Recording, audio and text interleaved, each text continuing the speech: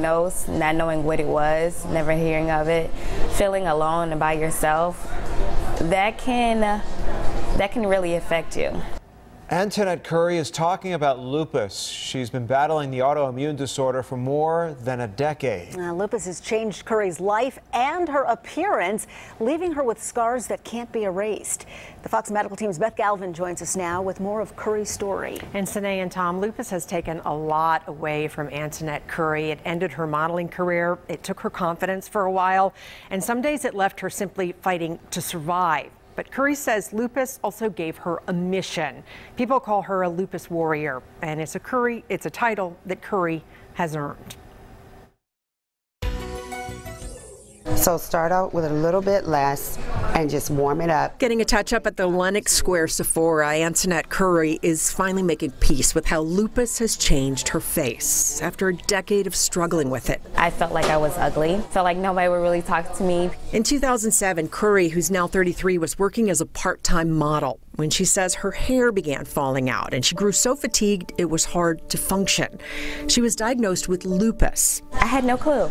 I had no clue what lupus was. By 2013, Curry says she had to quit modeling because she had a rare, particularly severe form of the autoimmune disorder lupus paniculitis, which was attacking and destroying the collagen and the fatty tissue underneath her skin, leaving scars no amount of makeup could hide. It was devastating. People are staring at me now, like, what is this on her face? Dr. Mohammed Cameron, a WellStar Atlanta rheumatologist, says lupus hits young women, in particular African-American young women like Antoinette, especially hard, attacking and damaging their skin, joints, and organs. It's a challenge because, one, these patients are very young. The disease is so complex that, and the medications can be very toxic. So you have to be sort of like keeping in mind multiple aspects of that. For Antoinette Curry, it was a lot. Everything that I went through, especially because this is not my natural face. So to lose fat in my face and to now have a huge scar on my face, it was just something I had to grasp. She's getting there by trying to teach other young women the warning signs of lupus, the butterfly rash on your face, the joint pain, the fatigue.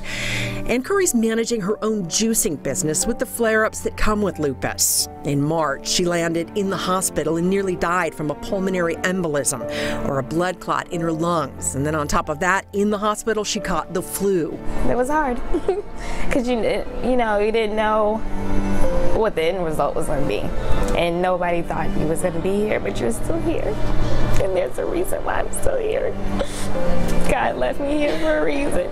So I think this is it. Because today, Antoinette Curry feels stronger than she's ever been. I say this is my beauty scar. I think that where I am now, I'm in a good place mentally, physically, and emotionally.